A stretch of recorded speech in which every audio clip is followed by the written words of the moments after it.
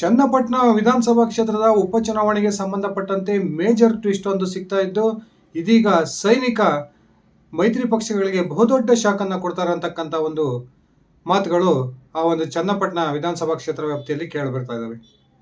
ಅತ್ಯಂತ ಸುಲಭವಾಗಿ ಮೈತ್ರಿ ಪಕ್ಷದ ಅಭ್ಯರ್ಥಿಯಲ್ಲಿ ಗೆಲ್ಲಬಹುದು ಅಂತಕ್ಕಂಥ ಲೆಕ್ಕಾಚಾರಗಳು ಇದುವರೆಗೂ ಕೂಡ ಇದ್ವು.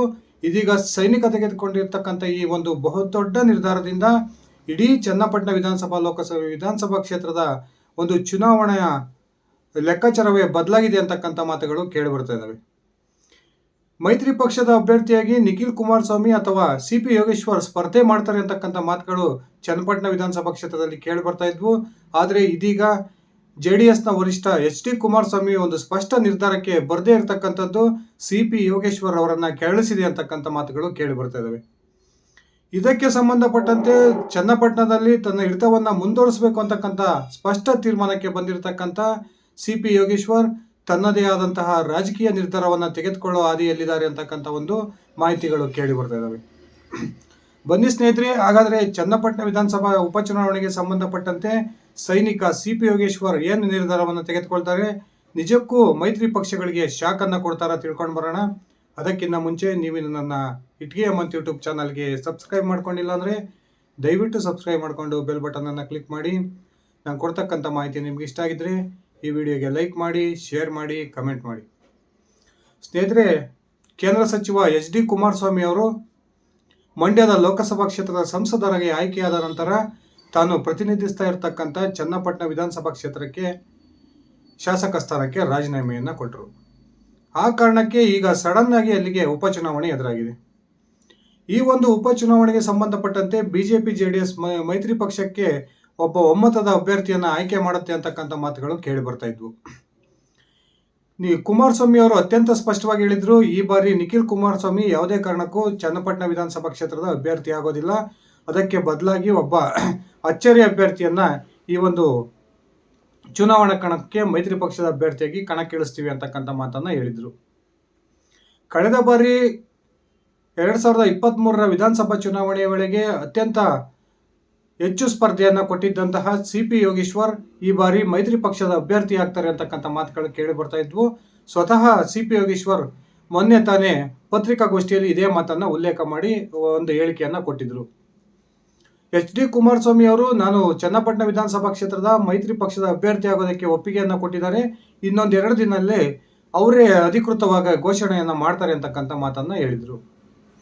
ಇದೀಗ ನಿನ್ನೆ ನಡೆದಂತಹ ಬೆಳವಣಿಗೆಗಳಿಂದ ಬಹುತೇಕ CP ಯೋಗೇಶ್ವರ್ ಅವರಿಗೆ ಚನ್ನಪಟ್ಟಣದ ಒಂದು ಮೈತ್ರಿ ಪಕ್ಷದ ಟಿಕೆಟ್ ಕೈ ತಪ್ಪುತ್ತೆ ಅಂತಕ್ಕಂಥ ಮಾತುಗಳು ಕೇಳಿ ಬರ್ತಾ ಇದ್ದು, ಇದೀಗ ತನ್ನ ರಾಜಕೀಯ ಮುಂದುವರಿಸೋ ಕಾರಣಕ್ಕೆ CP ಯೋಗೇಶ್ವರ್ ಮಹತ್ವದ ಒಂದು ನಿರ್ಧಾರಕ್ಕೆ ಬಂದಿದ್ದಾರೆ ಅಂತಕ್ಕಂಥ ಮಾತುಗಳು ಕೂಡ ಕೇಳಿ ಬರ್ತಾ ಇದ್ದಾವೆ. CP ಯೋಗೇಶ್ವರ್ ಯಾವುದೇ ಕಾರಣಕ್ಕೂ ಕೂಡ ಚನ್ನಪಟ್ಟಣದ ಮೇಲಿನ ತನ್ನ ಹಿಡಿತವನ್ನು ಬಿಟ್ಕೊಡಬಾರ್ದು, ಈ ಬಾರಿ ನಾನೇ ಇಲ್ಲಿ ಚುನಾವಣೆಗೆ ಸ್ಪರ್ಧೆ ಮಾಡಬೇಕು ಅಂತಕ್ಕಂಥ ಸ್ಪಷ್ಟ ನಿರ್ಧಾರಕ್ಕೆ ಬಂದಿತ್ತು. ಇದೀಗ ಒಂದು ವೇಳೆ ಮೈತ್ರಿ ಪಕ್ಷದ B ಫಾರಂ ಕೈ ತಪ್ಪಿದ್ದೆ ಆದರೆ CP ಯೋಗೇಶ್ವರ್ ಸ್ವತಂತ್ರವಾಗಿ ಪಕ್ಷೇತರ ಅಭ್ಯರ್ಥಿಯಾಗಿ ಸ್ಪರ್ಧೆ ಮಾಡ್ತಕ್ಕಂಥ ನಿರ್ಧಾರಕ್ಕೆ ಬಂದಿದ್ದಾರೆ ಅಂತಕ್ಕಂಥ ಮಾತುಗಳು ಕೇಳಿ ಬರ್ತಾ ಇದ್ದಾವೆ. ಸ್ನೇಹಿತರೆ, ಚನ್ನಪಟ್ಟಣ ವಿಧಾನಸಭೆಯ ಇತಿಹಾಸವನ್ನು ನೋಡ್ತಾ ಬಂದರೆ ಅಲ್ಲಿ BJP ಮತ್ತು JDS ನಡುವೆನೇ ಪ್ರತಿಯೊಂದು ವಿಧಾನಸಭಾ ಚುನಾವಣೆಯಲ್ಲಿ ಒಂದು ಸ್ಪರ್ಧೆ ಏರ್ಪಡ್ತಾ ಇತ್ತು. ಕಾಂಗ್ರೆಸ್ ಅಲ್ಲಿ ಆಟ ಕುಂಟು ಲೆಕ್ಕಕ್ಕಿಲ್ಲ ಅಂತಕ್ಕಂಥ ಪರಿಸ್ಥಿತಿಯಲ್ಲಿತ್ತು. ಮೊನ್ನೆ ನಡೆದಂತಹ ಲೋಕಸಭಾ ಚುನಾವಣೆಯಲ್ಲಿ ಕಾಂಗ್ರೆಸ್ನ ಅಭ್ಯರ್ಥಿಯಾಗಿದ್ದಂತಹ DK ಸುರೇಶ್ ಸುಮಾರು 75-80 ಸಾವಿರ ಮತಗಳನ್ನು ಚನ್ನಪಟ್ಟಣದಲ್ಲಿ ತೆಗೆದುಕೊಳ್ಳುವ ಮೂಲಕ ಈ ಬಾರಿಯ ಉಪಚುನಾವಣೆಗೆ ಕಾಂಗ್ರೆಸ್ ಏನಾದರೂ ಮ್ಯಾಜಿಕ್ ಅನ್ನು ಮಾಡಬಹುದಾ ಅಂತಕ್ಕಂಥ ನಿರೀಕ್ಷೆಯಲ್ಲಿ ಕಾಂಗ್ರೆಸ್ನ ನಾಯಕರಿದ್ರು. ಬಹುತೇಕ ಕಾಂಗ್ರೆಸ್ನಿಂದ DK ಶಿವಕುಮಾರ್ ಅವರೇ ಸ್ಪರ್ಧೆ ಮಾಡ್ತಾರೆ ಅಂತಕ್ಕಂಥ ಮಾತುಗಳು ಕೇಳಿ ಬರ್ತಿದ್ವು. ಅದನಂತರ ಕಾಂಗ್ರೆಸ್ನ ಒಂದು ಸ್ವಪಕ್ಷೀಯರ ಒತ್ತಡಕ್ಕೆ ಮಾಡಿದಂತಹ DK ಶಿವಕುಮಾರ್ ಸ್ಪರ್ಧೆಯಿಂದ ಹಿಂದೆ ಸರಿದ್ರು ಅಂತಕ್ಕಂಥ ಒಂದು ಮಾಹಿತಿಯನ್ನ DK ಶಿವಕುಮಾರ್ ಅವರೇ ಕೊಟ್ಟರು. ಅದಾದ ನಂತರ DK ಸುರೇಶ್ ಅವರನ್ನ ಕಣಕ್ಕಿಳಿಸ್ತಾರೆ ಅಂದ್ರು. ಆದರೆ DK ಸುರೇಶ್ ನಾನು ಮೊನ್ನೆ ತಾನೇ ಒಂದು ಚುನಾವಣೆಯಲ್ಲಿ ಸೋಲನ್ನು ಕಂಡಿದ್ದೀನಿ, ಮತ್ತೆ ಇನ್ನೊಂದು ಚುನಾವಣೆಗೆ ನಾನು ಸದ್ಯಕ್ಕೆ ಸ್ಪರ್ಧೆ ಮಾಡೋದಿಲ್ಲ ಅಂತಕ್ಕಂಥ ಘೋಷಣೆಯನ್ನ ಸ್ವತಃ DK ಸುರೇಶ್ ಅವರು ಮಾಡಿದರು. ಇತ್ತ ಕಡೆ ಮೈತ್ರಿ ಪಕ್ಷದ ಅಭ್ಯರ್ಥಿಯಾಗಿ CP ಯೋಗೇಶ್ವರ್ ಕಣಕ್ಕಿಳಿತಾರೆ ಅಂತಕ್ಕಂಥ ಒಂದು ಕ್ಲಾರಿಟಿ ಇತ್ತು. ಆದರೆ ಕೊನೆಗೆ HD ಕುಮಾರಸ್ವಾಮಿ ಅವರು ಚನ್ನಪಟ್ಟಣದ ಹಿಡಿತವನ್ನು ಬಿಟ್ಕೊಡ್ಬಾರ್ದು, ನಾವು ಇಡೀ ರಾಮನಗರ ಜಿಲ್ಲೆಯಲ್ಲಿ ಕೇವಲ ಚನ್ನಪಟ್ಟಣ ವಿಧಾನಸಭಾ ಕ್ಷೇತ್ರದಲ್ಲಿ ಮಾತ್ರ JDSನ ಅಸ್ತಿತ್ವ ಇದೆ, ಈ ಅಸ್ತಿತ್ವವನ್ನು ಕಳೆದುಕೊಳ್ಬಾರ್ದು ಅಂತಕ್ಕಂಥ ತೀರ್ಮಾನಕ್ಕೆ ಬಂದು ತನ್ನ ಸಹೋದರಿ ಬೆಂಗಳೂರು ಗ್ರಾಮಾಂತರ ಲೋಕಸಭಾ ಕ್ಷೇತ್ರದ ಸಂಸದರಾಗಿರ್ತಕ್ಕಂಥ ಡಾಕ್ಟರ್ CN ಮಂಜುನಾಥ್ ಅವರ ಪತ್ನಿ ಅನಸೂಯ ಮಂಜುನಾಥ್ ಅವರನ್ನ ಚುನಾವಣಾ ಕಣಕ್ಕಿಳಿಸ್ತಾರೆ ಅಂತಕ್ಕಂಥ ಮಾತುಗಳು ಕೇಳಿ ಬರ್ತಾ ಇದ್ವು. ಆದರೆ ಮೊನ್ನೆ ದೆಹಲಿಗೆ ಹೋದಂತಹ CP ಯೋಗೇಶ್ವರ್ ಕೇಂದ್ರದ ಬಿಜೆಪಿ ನಾಯಕರ ಮೇಲೆ ಒತ್ತಡವನ್ನು ತಂದು ಈ ಒಂದು ವಿಧಾನಸಭಾ ಚುನಾವಣೆಯ ಉಪಚುನಾವಣೆಗೆ ನಾನೇ ಮೈತ್ರಿ ಪಕ್ಷದ ಅಭ್ಯರ್ಥಿ ಆಗ್ತೀನಿ ಅಂತಕ್ಕಂಥ ಮಾತನ್ನ ಹೇಳಿ ಬಹುತೇಕ ಬಿಜೆಪಿ ವರಿಷ್ಠರ ಒಪ್ಪಿಗೆಯನ್ನು ಕೂಡ ಪಡೆದು ಬಂದಿದ್ರು ಅಂತಕ್ಕಂಥದ್ದು CP ಯೋಗೇಶ್ವರ್ ಸ್ವತಃ ಮಾಧ್ಯಮಗಳ ಮೂಲಕ ಏನು ವಿಷಯವನ್ನು ಹೇಳಿದ್ರು ಅದಾದ ನಂತರ ಕನ್ಫರ್ಮ್ ಆಗಿತ್ತು. ಆದರೆ ಇದೀಗ ಚನ್ನಪಟ್ಟಣವನ್ನು ಬಿಟ್ಕೊಡಬಾರದು ಅಂತಕ್ಕಂಥ ತೀರ್ಮಾನಕ್ಕೆ ಬಂದಿರತಕ್ಕಂಥ HD ಕುಮಾರಸ್ವಾಮಿ ಬೇರೆ ರೀತಿಯ ಒಂದು ಯೋಚನೆಯಲ್ಲಿ ತೊಡಗಿದ್ದಾರೆ ಅಂತಕ್ಕಂಥ ಮಾತುಗಳು ಕೂಡ ಕೇಳಿ ಬರ್ತಾ ಇದ್ದಾವೆ. CP ಯೋಗೇಶ್ವರ್ ಒಂದು ವೇಳೆ ಈ ಚನ್ನಪಟ್ಟಣ ವಿಧಾನಸಭಾ ಕ್ಷೇತ್ರದ ಉಪಚುನಾವಣೆಗೆ ಸ್ಪರ್ಧೆ ಮಾಡೋದೇ ಆದರೆ ಮೈತ್ರಿ ಪಕ್ಷದ ಅಭ್ಯರ್ಥಿಯಾಗಿ ಸ್ಪರ್ಧೆ ಮಾಡಲಿ ನಂದೇನು ತಕರಾರಿಲ್ಲ. ಆದರೆ CP ಯೋಗೇಶ್ವರ್ JDSನ ಚಿಹ್ನೆ ಅಡಿಯಲ್ಲಿ ಸ್ಪರ್ಧೆ ಮಾಡಬೇಕು ಅಂತಕ್ಕಂಥದ್ದು HD ಕುಮಾರಸ್ವಾಮಿ ಅವರು ಹಾಕಿರ್ತಕ್ಕಂಥ ಒಂದು ಕಂಡೀಷನ್. ಆದರೆ ಈ ಕಂಡೀಷನನ್ನು ಸೈನಿಕ ಒಪ್ಕೊಳ್ಳೋದಕ್ಕೆ ತಯಾರಿಲ್ಲ. ಯಾಕಂದರೆ ಇಡೀ ಚನ್ನಪಟ್ಟಣ ಕ್ಷೇತ್ರದಲ್ಲಿ ತನ್ನದೇ ಆದಂತಹ ಹಿಡಿತವನ್ನು ಹೊಂದಿದ್ದಾರೆ ಯೋಗೇಶ್ವರ್. ಹಾಗೆಯೇ BJPಗೆ ಸಾಕಷ್ಟು ಮತಗಳು ಚನ್ನಪಟ್ಟಣ ವಿಧಾನಸಭಾ ಕ್ಷೇತ್ರದಲ್ಲಿ ಇರೋದ್ರಿಂದ ನಾನು ಒಂದು ವೇಳೆ ಈ ಬಾರಿ JDS ಪಕ್ಷದ ಚಿಹ್ನೆ ಅಡಿಯಲ್ಲಿ ಸ್ಪರ್ಧೆ ಮಾಡಿದರೆ ಮುಂದೆ ಬರ್ತಕ್ಕಂಥ 2028ರ ವಿಧಾನಸಭಾ ಚುನಾವಣೆಯಲ್ಲಿ ಅಲ್ಲಿ BJP ಅಸ್ತಿತ್ವವೇ ಇಲ್ಲದಂಗಾಗುತ್ತೆ ಅಂತಕ್ಕಂಥದ್ದು CP ಯೋಗೇಶ್ವರ್ ಲೆಕ್ಕಾಚಾರ. ನಾನು ಮೈತ್ರಿ ಪಕ್ಷದ ಅಭ್ಯರ್ಥಿಯಾಗಿ ಸ್ಪರ್ಧೆ ಮಾಡೋದಾದರೆ BJPಯ ಚಿಹ್ನೆ ಅಡಿಯಲ್ಲಿ ಸ್ಪರ್ಧೆ ಮಾಡ್ತೀನಿ, ಅಥವಾ ನೀವು JDS ಅಭ್ಯರ್ಥಿಯಾಗಿ ಸ್ಪರ್ಧೆ ಮಾಡಬೇಕು ಅನ್ನೋ ಒಂದು ಹಠಕ್ಕೆ ಬಿದ್ದರೆ ನಾನು ಪಕ್ಷೇತರ ಅಭ್ಯರ್ಥಿಯಾಗಿ ಸ್ಪರ್ಧೆ ಮಾಡ್ತೀನಿ ಅಂತಕ್ಕಂಥ ಒಂದು ಬಹುದೊಡ್ಡ ಶಾಕನ್ನು ಇದೀಗ ಮೈತ್ರಿ ಪಕ್ಷಗಳಿಗೆ CP ಯೋಗೇಶ್ವರ್ ಕೊಟ್ಟಿದ್ದಾರೆ ಅಂತಕ್ಕಂಥ ಮಾತುಗಳು ಕೇಳಿ ಬರ್ತದೆ.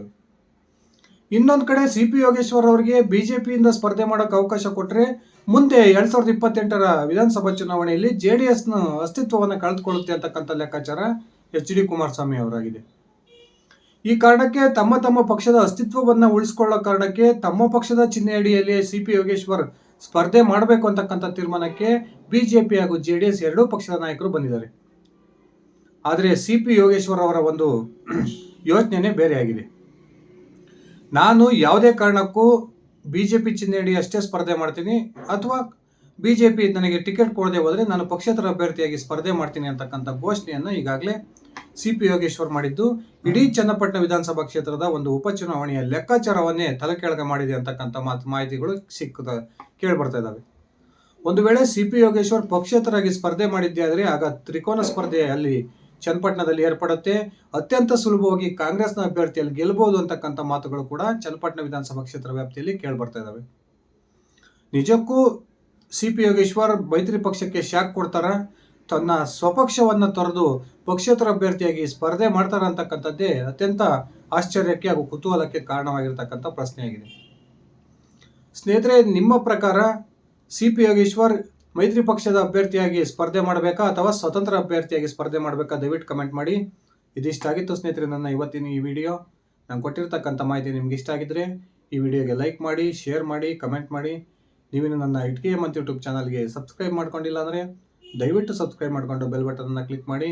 ಅದೇ ರೀತಿ ನನ್ನ ITKM ಅಂತ ಫೇಸ್ಬುಕ್ ಪೇಜನ್ನು ಫಾಲೋ ಮಾಡಿ. ಧನ್ಯವಾದಗಳು ಸ್ನೇಹಿತರೆ, ಶುಭ ದಿನ.